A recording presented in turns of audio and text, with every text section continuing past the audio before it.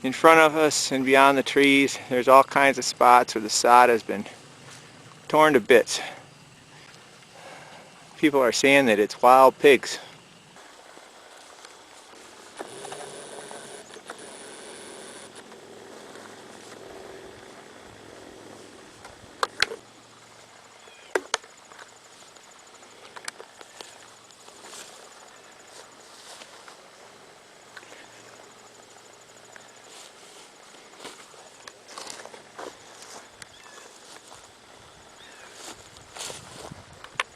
There are many badger holes right nearby, and I know for a fact this area was inhabited by a colony of voles.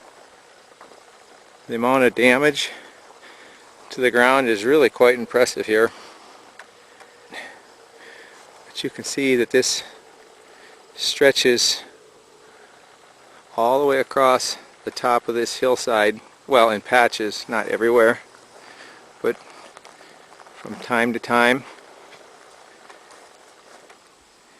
you can see the ground is torn up in most frequently kind of wide round patches with the sod just kind of peeled away.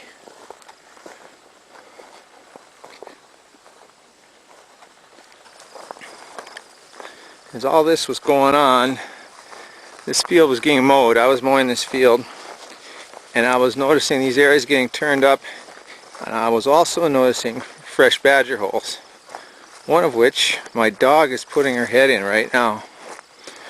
Let's see. Here we have one of the badger holes. Now, I haven't seen the badger, but I assume that's what is making these. Now, there are several spots around these fields where you'll have these come in sets, like 3, 4, 5 of them, typically kind of on a hillside. This one's west facing.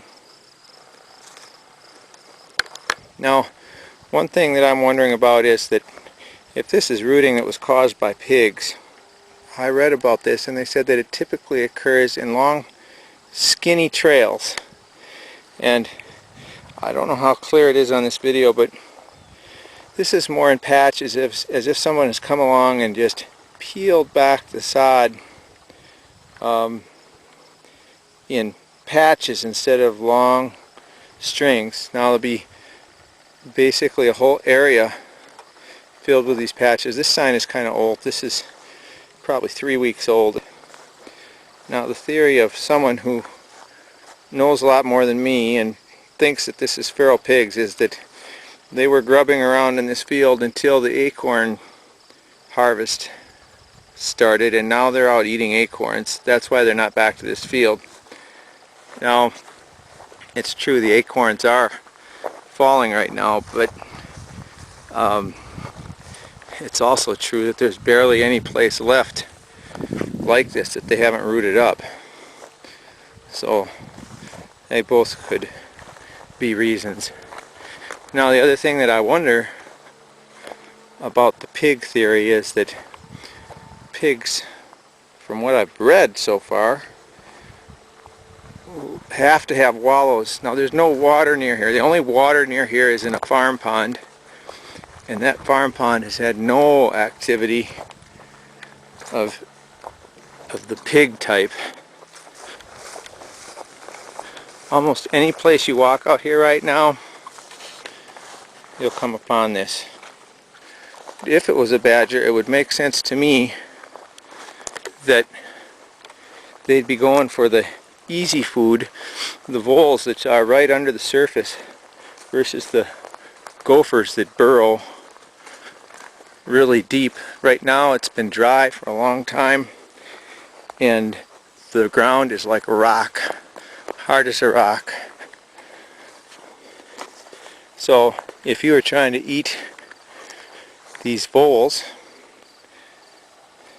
that live in these little pockets underground, you could just come along and rip the top off, just like the top off a tuna can, and have your little dinner of voles. Now, the other thing that I'm wondering here as I look at all this and all the energy expended to get at this food is, if this was done by animals as large as pigs, and I don't doubt that they could do this or would do this, but what are they going to do when winter comes? You know, they don't stock rodents as far as I know. I'm talking about pigs, but they don't stock rodents, and they're not going to be able to eat acorns all winter. I mean, the acorns will be gone, the deer eat them all, and the snow gets deep.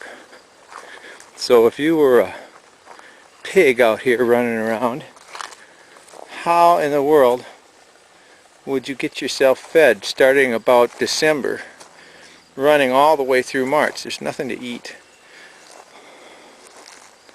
Now I know they say they've got them in Wisconsin,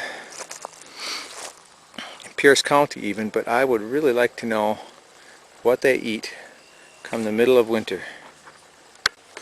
Okay, this is more of the pig question. The pig guy tells me that pigs run on game trails, and that if there are pigs around, that you will find trails. Now, this is also true of deer and people and everything else, but if we had a ton of pigs out here and they were causing all the damage, this would be a pig trail. Otherwise, it's a deer trail. That's what I would have called it before.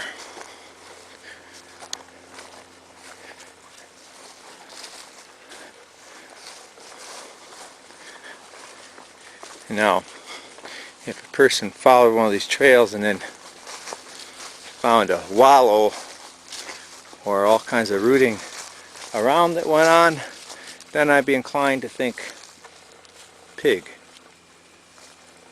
I'm looking here, and I guess what I'm thinking is, I mean, it looks like deer beds to me, but I suppose maybe it's pig beds.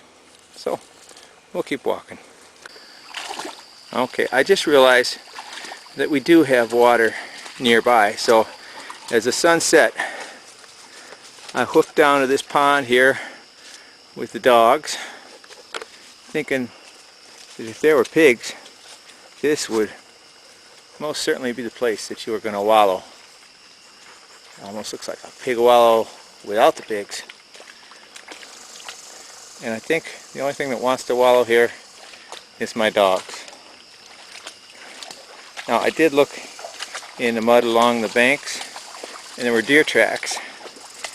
Now, I'm aware that pig tracks look like deer tracks, but there were only a couple, and there were no, as they call, dew claws on them, and anyhow, there were only a couple, as if Bambi came down to the pond to drink.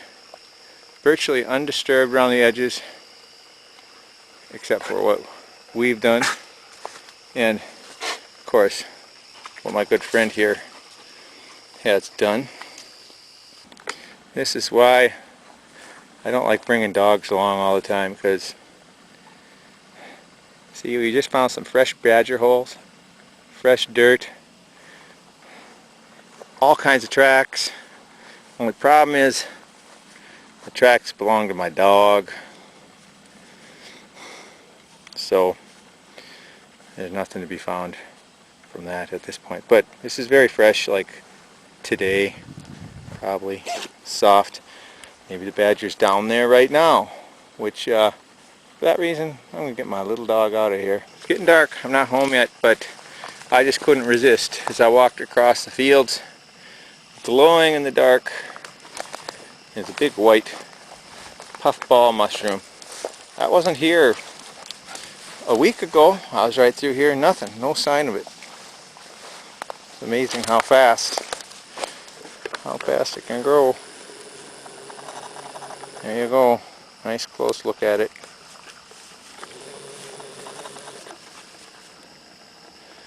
I don't know, this video probably won't even turn out, but there you have it.